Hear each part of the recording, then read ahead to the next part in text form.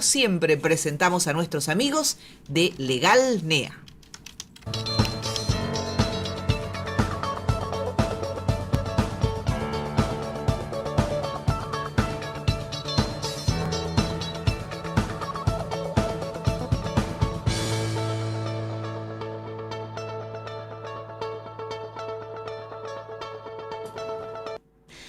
Ocho 8:41 de la mañana, ya están acá el doctor José María González y el doctor Carlos Maciel, que no sabía que compartían tratamientos estéticos con el señor Insaurralde, pero bien, se los ve muy bien a ambos. Lindas piernas. Les hace, gracias. No sé en qué contexto comparten.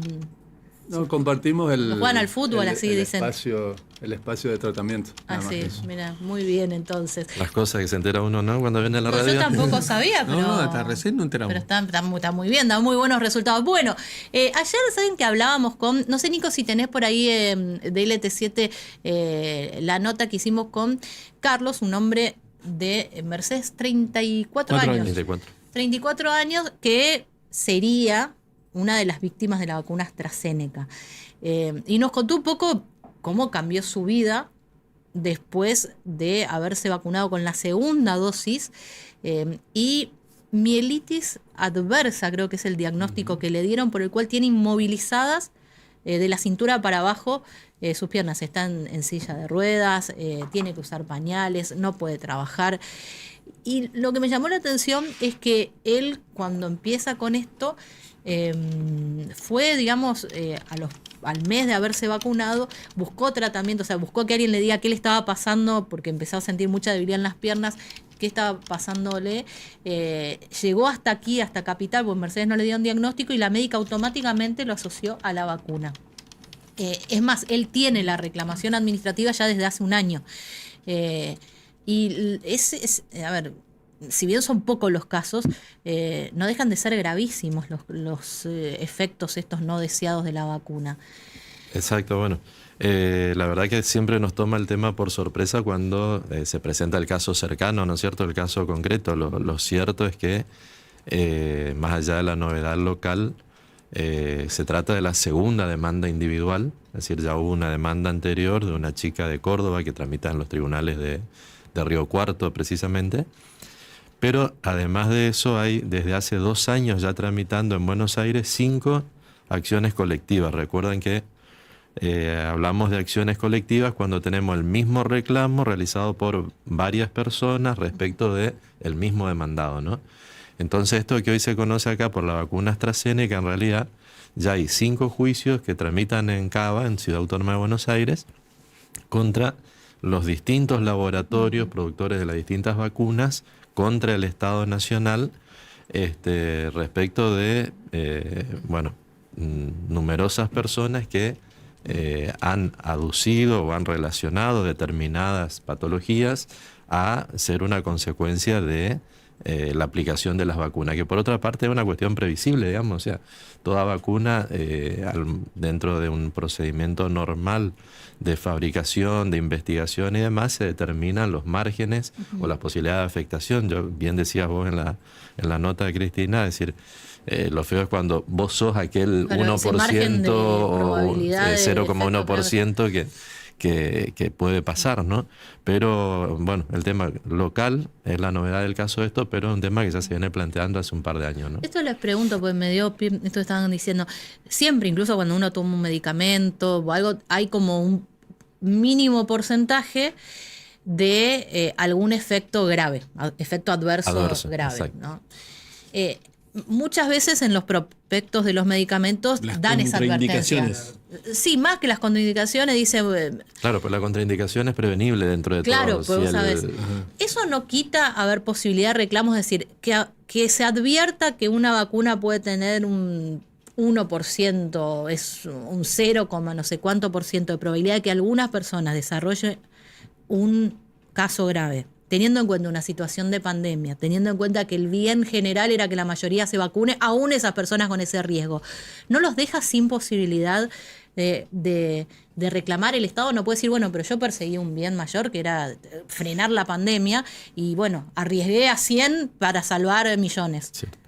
Bueno, Es nuevo, horrible ser ese uno de esos 100, ¿no? Porque este hombre no puede caminar, por ejemplo. Claro, Pero- exacto. El tema cuál es, que dentro de este esquema que vos estás señalando, que normal y cotidianamente pasa respecto de la intervención sobre cualquier medicamento, las condiciones durante la pandemia se dieron de otra manera. Es decir, la urgencia hizo que se aprobaran leyes de urgencia que regularon procedimientos de urgencia donde, por ejemplo, la importación de las vacunas estaba exenta de impuestos, al contrario, estábamos desesperados por ir a conseguir las vacunas y que las vacunas vengan. Se redujeron los plazos de control, de análisis de la seguridad, si se quiere, de las vacunas, y esto fue generando un margen reglamentario, un margen de normas al respecto. Lo que no hubo por ahí fue la planificación suficiente. Sí hubo un proyecto en 2021 donde desde la Organización Mundial de la Salud se planteó un fondo donde la generación de un fondo para atender a posibles víctimas. ¿Qué te quiero decir? Cuando se piensa, se vacuna, se diseña, se investiga y se produce un medicamento, una vacuna, se está considerando esta posibilidad de afectación. En aquel momento, creo que se llamaba Fondo COVAX, la Organización Mundial de la Salud plantea esto de que con la venta de cada vacuna se elabore un fondo porque va a haber un porcentaje de la población mundial afectada. De esa manera, la propia Organización Mundial de la Salud podía establecer un mecanismo de reparación. A nivel local se reglamentó y hay un procedimiento desde el año 2022, por eso te digo, el tema no es nuevo, el tema, y por algo que también se señalaba en la nota, en general el efecto adverso es inmediato, Sí. es no más de los 30 días de aplicada la vacuna. Se reglamentó un procedimiento administrativo que imagino es aquel al que se refería el colega, el abogado, respecto de cómo gestionar el pago administrativo de esto, que otra vez tiene el problema de los límites, porque bueno, se estableció un mecanismo de 6 pasos donde intervienen incluso las comisiones médicas, las que evalúan los riesgos de trabajo para determinar si hubo incapacidad y el grado de incapacidad para hacer la reparación, el pago de la indemnización, pero se estableció un límite que son 240 salarios jubilatorios mínimos, con lo cual estamos alrededor de 20 millones de pesos, una cosa así. Si uno piensa que una persona que quedó Una persona de en las 34 años, en condiciones plena edad de que Carlos, trabajaba, ¿verdad? está claro que no es una suma que le va a permitir enfrentar Su vida, el resto de la ¿no? vida, el tratamiento y demás. Entonces, siempre es insuficiente esto. Llegamos entonces al eje de tu pregunta. Uno se la tiene que bancar, como se dice normalmente, se la tiene que aguantar. Bueno, hay un esquema de responsabilidad básico, es decir, para que alguien esté obligado a reparar algo, tiene que haber hecho algo o haber dejado de hacer algo, ¿no? Decimos nosotros un acto positivo o un acto omisivo, ¿no es cierto? Y ese acto tiene que haber provocado un daño que ese esquema básico de responsabilidad no se ve en estos casos. Se debería plantear la reparación a través de otros fundamentos, como es, por ejemplo, que estas empresas, estos laboratorios en general, son empresas que ganan dinero con esto. Entonces, se genera una actividad empresaria, se produce un beneficio que es una aportación a la salud pública, pero también hay una ganancia. Entonces, esa ganancia fundamentaría la posibilidad de demandar daños en cualquier hipótesis de que se produzca un efecto adverso, ¿no? En el tema de las vacunas nos encontramos con otro límite, que es que en época de la pandemia se dictó una ley que limita la responsabilidad de los laboratorios Sí, me acuerdo. por los efectos de la pandemia. Era el eje de la discusión entre el oficialismo y la oposición de con quién hacer los contratos, si Sputnik o Pfizer y demás, porque se le daba mayor o menor indemnidad. Esa es la historia que todos compramos cuando se analizan los contratos, y Carlos lo puede explicar claramente. Vemos de que por ejemplo, Sputnik aplica, que era rusa, aplica la legislación del Reino Unido en este sentido, ¿no? Entonces, bueno, esa ley también hay que remover, hay que plantear la inconstitucionalidad de esa ley para que hoy las esa ley es empresas... un escudo para los Hoy laboratorios. esa ley es un escudo para los ¿Cómo es laboratorios. el tema de los contratos, Claro, Carlos? los contratos, y acá ya entra un poco la cuestión del derecho internacional privado, digamos, el Estado, si actúa o no como persona de derecho público, o sea, en uso de su soberanía, digamos, o se actúa como una persona de derecho privado que hace un contrato con una empresa en un carácter privado, digamos.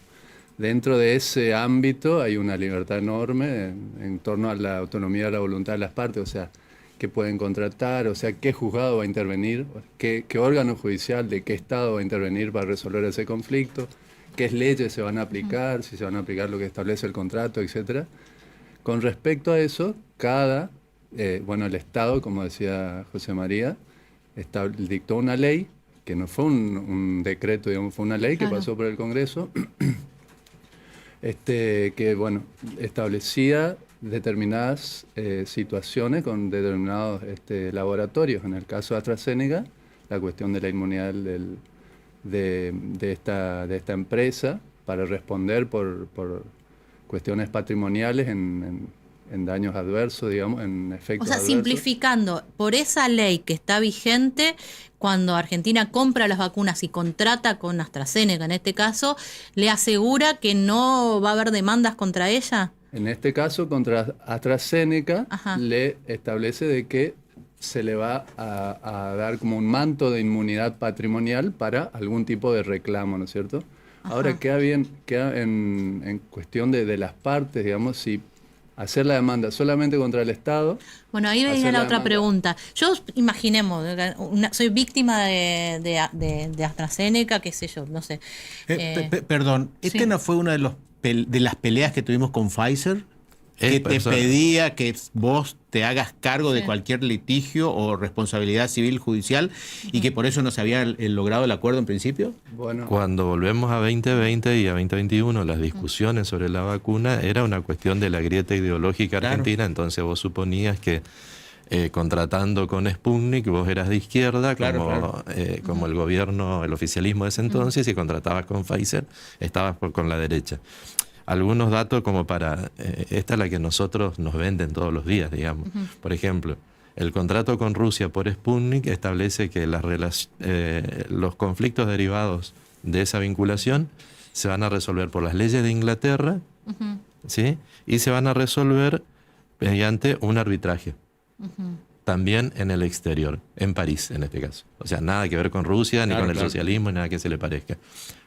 Y con una cláusula de indemnidad que no se podía conocer porque es confidencial. Con Pfizer pasaba exactamente lo mismo, solo que se tramitaban los tribunales de Nueva York.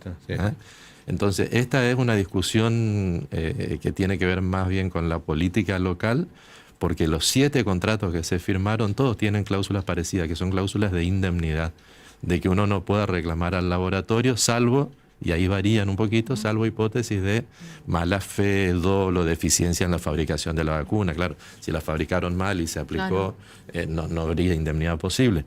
Entonces, en un caso como el de Carlos, como el de la chica esta de Córdoba, o en cualquier otro caso, uno lo que debería plantear es decir, ¿contra quién demando? ¿Al Estado? Sí. Seguro. Y al laboratorio también. El problema con el Estado es que el Estado demora años en pagar. Siempre decimos hay que hacer un juicio para que se lo condene y un segundo juicio para que te lo pague. Claro.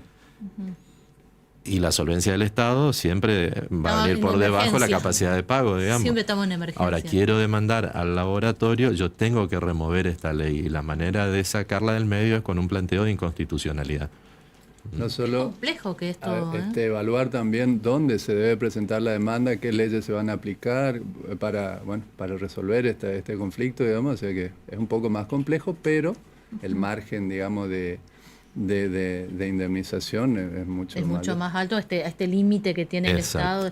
Y estas demandas colectivas de las que estaban haciendo referencia, también son viables porque, a ver, en estos dos casos, tanto la chica de Córdoba como este joven de Mercedes, por lo que dicen que les pasó, es como que es muy evidente y está dentro de lo que AstraZeneca reconoció en Gran Bretaña, podrían ser consecuencias. ¿Qué pasa con consecuencias que no son esas que fueron reconocidas? Porque yo imagino en estos amparos colectivos debe haber una cantidad de afecciones distintas. ¿Cómo se determina qué fue efecto de la vacuna y qué no? Bueno, los amparos colectivos, esa es la particularidad, digamos, el caso de AstraZeneca sale a la luz porque AstraZeneca reconoce los efectos adversos, se retira los productos del mercado, entonces como que asume cierta responsabilidad. Pero en estos amparos colectivos están dirigidos contra los 7 laboratorios que proveyeron la vacuna. ¿Por qué? Porque hubo uno de cada tantos cientos o miles que se le aplicó alguna de las vacunas, sea Sinopharm, Sputnik, Pfizer incluso, y sufrió el efecto adverso, entonces se agruparon todos los reclamos en estos 5 juicios en Cava, digamos. La cuestión ahí ya pasa por una cuestión, por eso están trabajando equipos interdisciplinarios, es decir, abogados y médicos. Claro. Porque uno lo que tiene que determinar es que el caso puntual de esa persona, Juan, Pedro, Luis, como se llame, está dentro de esta hipótesis de efecto adverso, ¿no? Que son casos muy... ¿Recuerdan algún otro? Lo que pasa es que también esta vacunación tuvo muchas características particulares. Y eso lo quería preguntar. ¿Influye en algo que haya sido obligatoria? Porque yo digo, imaginémonos que hubiera sido optativa. Entonces uno dice, bueno, yo por las dudas no me vacuno. Pero como nos contaba este muchacho Mercedes, él era transportista. En cualquier control de la policía caminera te pedían el certificado de vacunación. Entonces se convirtió en algo obligatorio. Él no podía elegir si se vacunaba o no. Entonces, de ahí que no tenías chance. Y creo que a todos nos pasó que nos teníamos que vacunar obligatoriamente. O cumplir en los otros plazos, que era hisoparte, permanecer tanto tiempo, todo, que para el tipo que labura era imposible, ¿no?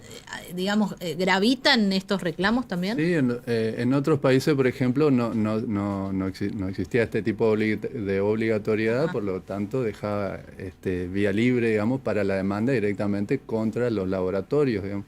En este caso el Estado al intervenir, pero teniendo en cuenta también esta situación que todos sabíamos que era una situación excepcional, que era una necesidad y una urgencia también, no solo la aplicación de vacunas, que también hay que tener en cuenta que si bien a estas personas, como a Carlos o como a muchas otras, digamos, son tremendas para su vida, pero salvaron muchísimas vidas, y en general fue mucho mejor el tema de la aplicación de las vacunas.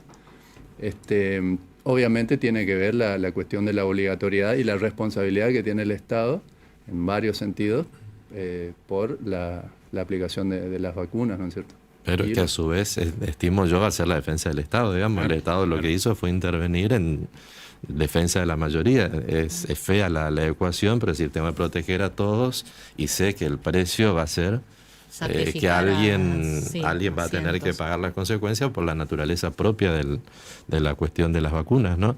Y los mecanismos administrativos el Estado los dispuso, o sea, existe este mecanismo de reparación. El tema es la suficiencia o la insuficiencia. Claro. Volvemos a lo mismo. Si uno piensa que con 240 jubilaciones mínimas, una persona joven que queda con consecuencias graves, que en este caso, como el de Carlos, le impiden trabajar incluso, está claro de que hay otros efectos adversos menores, digamos, afecciones cardíacas y demás, que bueno, tratadas y demás, por ahí no impiden a la persona una vida normal, pero en estos casos está claro de que la reparación fijada administrativamente no es suficiente. Pensemos cuánto está una canasta básica, y si hablamos de 20 millones de pesos, a ver, estamos hablando de 30 meses. 30, 40 meses. 30 meses son menos de 3 años, ¿no? 12, 22, 36, menos de 3 años de lo que le significaría un sueldo a esa persona si pudiera trabajar. De una postración para siempre. Exacto, y después la otra es cómo te lo paguen también. Si se lo paga con prestaciones periódicas, con cuotas y demás. ¿Son juicios largos estos, ustedes creen? Todo lo que sea juicio contra el Estado son juicios largos, porque los plazos debería ser más corto. Uno debería invocar esa situación de salud y la situación de gravedad como para que se dé un preferente despacho, se habiliten días y horas para las resoluciones, pero los plazos siempre que interviene el Estado son más largos, ¿no? Eso pensaba ayer ante la situación de prácticamente indigencia en la que quedó este hombre, y que la responsabilidad está centrada en el Estado, y litigar contra el Estado con lo que ya uno conoce, las vueltas que hay, más los vericuetos legales, amparo que se recusa, van a pasar vaya a saber cuántos años, hasta que efectivamente logre un fallo, y cuando logre un fallo quede firme y efectivamente pueda tener una indemnización. Bueno, esa preocupación es en este caso y es en general, ¿no? Sobre todo en los contextos económicos con los que vivimos, con la alta inflación de la que venimos y demás, que ha generado, bueno, otros temas conexos, que una sentencia repara efectivamente, y eso trae a colación la discusión sobre cómo actualizar los montos de la sentencia. En eso hubo novedades también las últimas semanas respecto a la parte laboral, porque en Corrientes se cambió la tasa de actualización de los créditos laborales por el Superior Tribunal, elevando el segmento mucho más alto, que realmente hace que los juicios laborales se tornen muy complicados de pagar, ¿no? Gracias por venir, que tengan buen fin de ustedes, semana. muy amables. Hasta la próxima, son las 9, Tere. Y nos vamos a la